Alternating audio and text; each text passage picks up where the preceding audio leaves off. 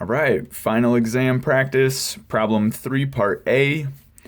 We want to find the volume of this particular region when it's rotated about the line y equals 0, so in other words, the x-axis.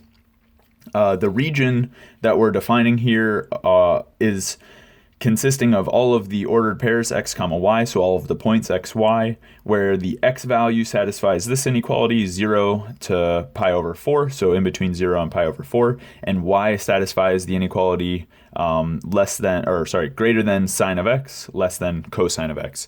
So let's just draw a picture of the region first. So here's a picture of our region. So here's x, here's y. Okay, so I draw sine of x. This is kind of the lower bound for our region. I draw cosine of x. Okay, they're going to intersect at this point, pi over 4, because of course sine and cosine both have the same value there. I know this value up here is 1. I know this value down here is 0. And if you think about it, this is our region, right? Because these are the values of x between 0 and pi over 4. And if I continue this curve over, I kind of messed that up. Oh well, forget about that. This curve continues to go up, but either way, this is my sine of x. Whereas this curve goes down. Actually, that was the one I was apparently drawing, even though I intended to draw the other. This is y equals cosine of x. So if you think about it here for this region, we have y equals cosine of x is the larger function, and y equals sine of x is the smaller function, right? So y takes values in between sine and cosine, right? Just like it says here, and x takes values in between 0 and pi over 4, just like it says there. So this is our region.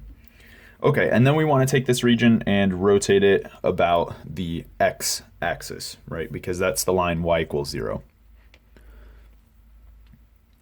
All right, so we need to decide whether or not we want to use our cross sections or if we want to use our cylindrical shells. But let me just say that we already have y as a function of x.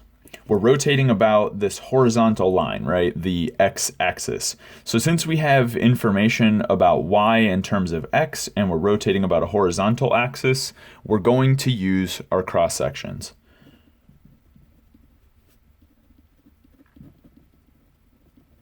Okay, so then the question is, what do the cross sections look like? So what I need to do is for every value of x in between 0 and pi over 4, I want to draw a plane that's orthogonal to the x-axis and contains that point.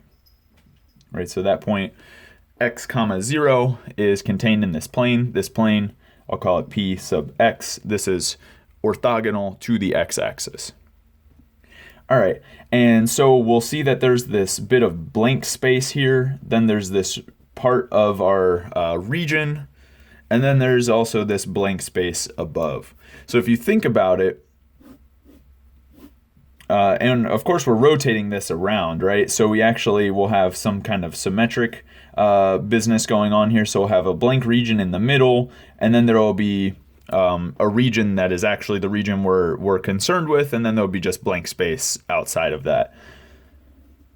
So now taking that plane and rotating it into the plane of the paper, so I see that my cross section is going to look like this. So there's my point x, right? So kind of the x-axis is going into and out of the paper now, positive x-axis coming out, for example. And the region that we're looking at, our cross section of our region, is going to be this shape, this washer, right? So our cross sections in general are washers. And we know the inside radius and we also know the outside radius, because if you think about it, when we draw this line coming from the x-axis up to the first curve, that first curve is always sine of x for this region that we're considering. And of course, that's because y is bounded below by sine of x. So this radius on the inside is always sine of x. And the radius on the outside is always cosine of x. For exactly that same reasoning, y is bounded above by cosine of x. Okay, and y is determining the radius here. All right, so then we want to write the area of this particular washer. So the area of a washer is just the area of the larger disk minus the area of the smaller disk. And so we typically write this as pi times the outer radius squared minus the inner radius squared. Our outer radius is just cosine of x, so we'll write cosine squared x. So that's our outer radius squared times pi, so that's the area of the larger disk. The area of the smaller disk, which we subtract, is going to be pi times the inner radius squared, the inner radius being sine of x. So we write that like this. All right. So we're essentially done. And so now at this point, we need to write down our volume integral. So our volume integral is going to be integrating between our values of x, so from 0 to pi over 4. And then we're integrating this cross-sectional area at every value of x.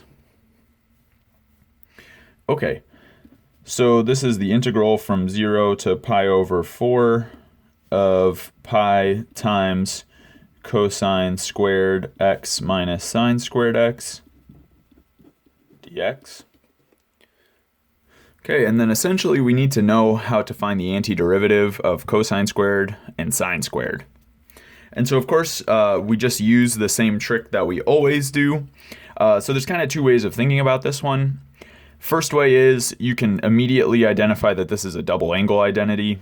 This cosine squared x minus sine squared x is in fact equal to cosine 2x. If you don't see that immediately, definitely formulas that you should have on your formula sheet for the final exam is relating the square of cosine to cosine itself. So this will be 1/2 1 plus cosine 2x. And then also relating the sine square of sine to cosine as well. So this will be 1/2 1 minus cosine of 2x. And so if you go ahead and do the arithmetic there, you'll see that you actually come out with cosine of 2x. So even if you didn't immediately know that double angle identity, it would be one small calculation away to show the double angle identity.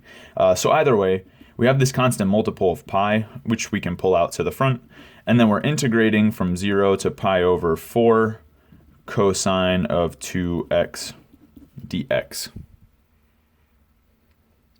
All right, and you'll probably notice this hole that's in my paper. I think my cats got jealous that I was spending so much time making these videos, and they decided to try and sabotage the videos a little bit. So they got mad and put some holes in my paper. But either way, we're going to keep pushing on. So we want to integrate cosine of 2x with respect to x from 0 to pi over 4. So we'll just write down the antiderivative of cosine of 2x. So this is going to equal 1/2 sine of 2x.